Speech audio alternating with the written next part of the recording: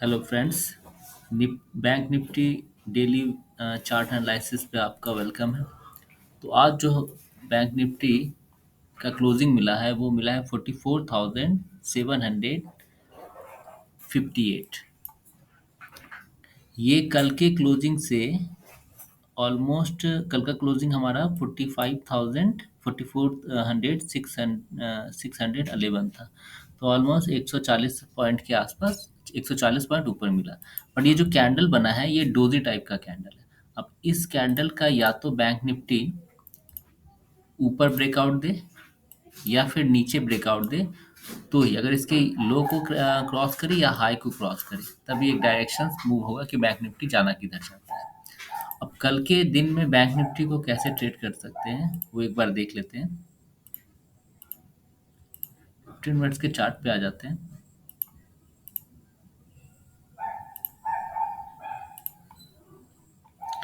कल मैंने कहा था कि बैंक निफ्टी अगर 44,500 के नीचे सस्टेन करेगा तो हमारा एक फुट बनेगा।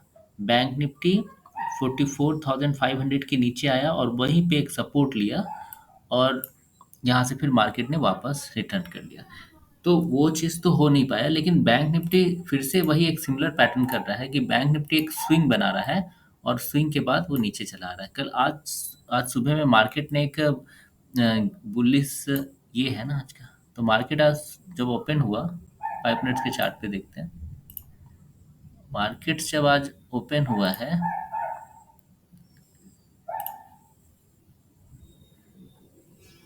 मार्केट आज ओपन होते हुए, ये हमारा 5 मिनट्स का चार्ट है।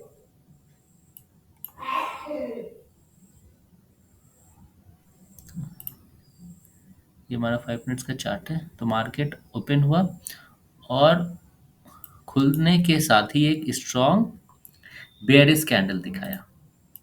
आप इस कैंडल का विक्स देख सकते हैं, मतलब मार्केट ऊपर तो गया लेकिन सेलर ने इसको नीचे लेके आया, तो एक स्ट्रॉन्ग बेयरिश कैंडल आया। तो मैंने यहीं कहीं पोजीशन बनाया, लेकिन उसके बाद मैं इसको होल्ड किया और फिर ये ग्रीन कैंडल आया और मेरा एसएल हो गया। कोई इशू नहीं है, तो एसएल होते हैं। उसके बाद मार्केट जब ऊपर गया तो इसके पहले कैंडल के हाई को नहीं निकाला, तो ये एक स्विंग था और यहाँ पे मार्केट कंटिन्यूसली ट्रेड किया। मैंने एक ट्रेड यहाँ पे बनाया था, वो एक्चुअल में मैं कहीं और ध्यान देने लगा तो मुझे ये ध्यान मिला नहीं, तो फिर मेरा भी यहाँ भी ऐसे हुआ, तो आज मेरा ओवरऑल प्रॉफिट हुआ नहीं। तो मैं कई दिनों से कह रहा हूँ कि मार्केट एक स्विंग बना रहा है और स्विंग को ट्रेड कर रहा है। तो एक ट्रेड हमारा यहाँ पे बना था और फिर यहाँ पे सपोर्ट लेने लगा। जब मार्केट यहाँ बहुत सपोर्ट लेने लगा तो ये समझ में आ रहा था कि मार्केट अब नीचे जाएगा नहीं और एक स्ट्रॉन्ग बुलिश कैंडल यहाँ पे बना। लेकिन ट्रेड लेते वक्त मुझे लग रहा था कि स्ट्रॉन्ग बुलिश कैंडल तो बना है, लेकिन हो सकता है इसका रेसिस्टेंस, तो मैं कॉन्फिडेंट नहीं था क्योंकि इंट्राडे में मार्केट नेगेटिव था और मार्केट कंटिन्यूसली यहाँ से ऊपर गया 430-40 पॉइंट्स के ऊपर। फिर मार्केट ने वहाँ पर ऊपर गया, फिर एक नीचे आया, फिर ऊपर गया। तो कल के डे में मार्केट क्या कर सकता है? कल मार्केट या तो इसी रेंज में खुलेगा और इस रेंज में खुलेगा तो मार्केट का पहला टारगेट ये होगा, दूसरा टारगेट ये होगा, और अगर ऊपर जाता है और इसे निकालता है तो पहला टारगेट ये होगा और दूसरा टारगेट इसके टॉप पे होगा। और अगर मार्केट गैप अप खुलेगा, इस लेवल इस जोन पे खुलता है, तो मार्केट वहाँ एक रेंज बनाए और अगर इस स्विंग के ऊपर नहीं जाएगा तो हम नीचे का कॉल पुट देखेंगे। अगर इसके ऊपर गया तो हम एक ऊपर छोटा सा टारगेट देखेंगे। और अगर मार्केट गैप डाउन खुलता है, इस रेंज के आसपास खुलता है, तो इस स्विंग को अगर निकालता है तो मार्केट का एक टारगेट यहाँ पे बनता दिखता है। तो कल बैंक निफ्टी को देखते हैं कि वो चार्ट कैसे करता है। अब एक बार निफ्टी देख लेते हैं। कल फिर निफ्टी की भी एक्सपायरी है, तो फिर निफ्टी का भी चार्ट एक बार देख ही लेंगे।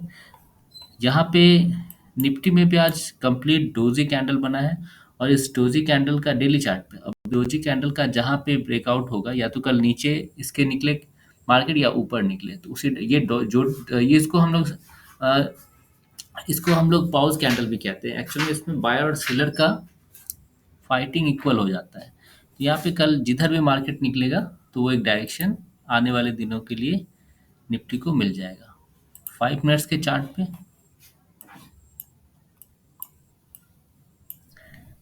5 मिनट्स के चार्ट पे निफ्टी आया, इस लेवल पे सपोर्ट किया और यहाँ से ऊपर गया। और कल को निफ्टी अगर इसी रेंज में कहीं खुलता है, इस रेंज में,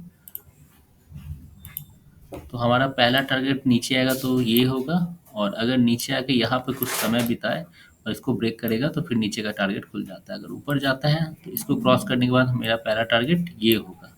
और यहाँ पर अगर यहाँ से मार्केट ऊपर जाता है और यहाँ पे थोड़ा रेंज बना के ऊपर जाता है तो ही हम ट्रेड करेंगे। वन वे यहाँ से नहीं जाएगा।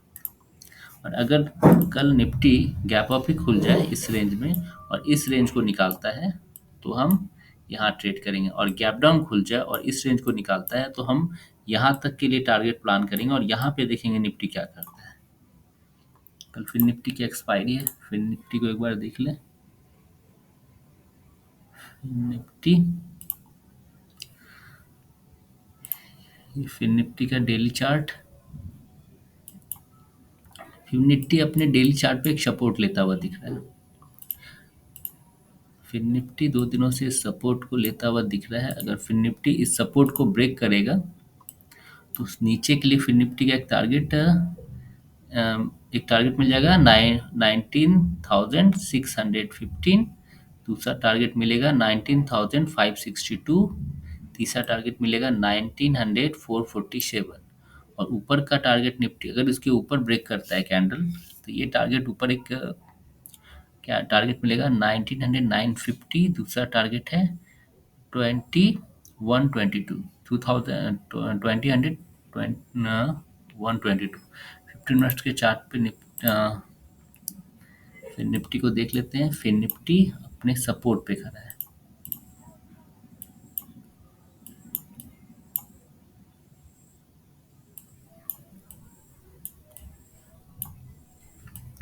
फिर निफ्टी अपने सपोर्ट पे खड़ा है।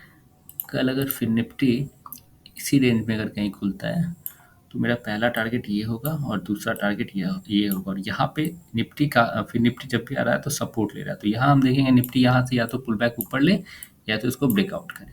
कल मार्केट में अगर फिर निफ्टी ऊपर की तरफ जाता है तो अगर इस लेवल ऊपर की तरफ जाता है तो मेरा पहला टारगेट ये होगा।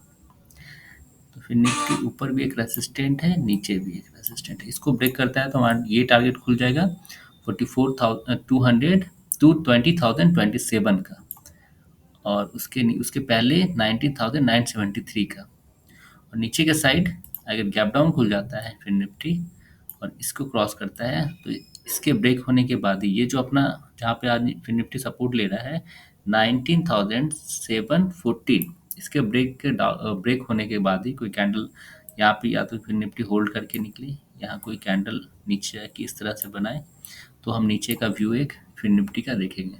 तो कल फिर निफ्टी का एक्सपायरी है और ये लास्ट का ही फिर निफ्टी को देख रहे हैं कि एक्सपायरी में सेकेंड टाइम 12 बजे के बाद फिर निफ्टी एक डायरेक्शन में जाता है। तो कल कोशिश कीजिए कि फिर निफ्टी को एक्सपायरी के दिन 12 बजे के बाद ही ट्रेड करें। थैंक यू फ्रेंड्स, आज का एनालिसिस यहाँ ही। Thank you so much.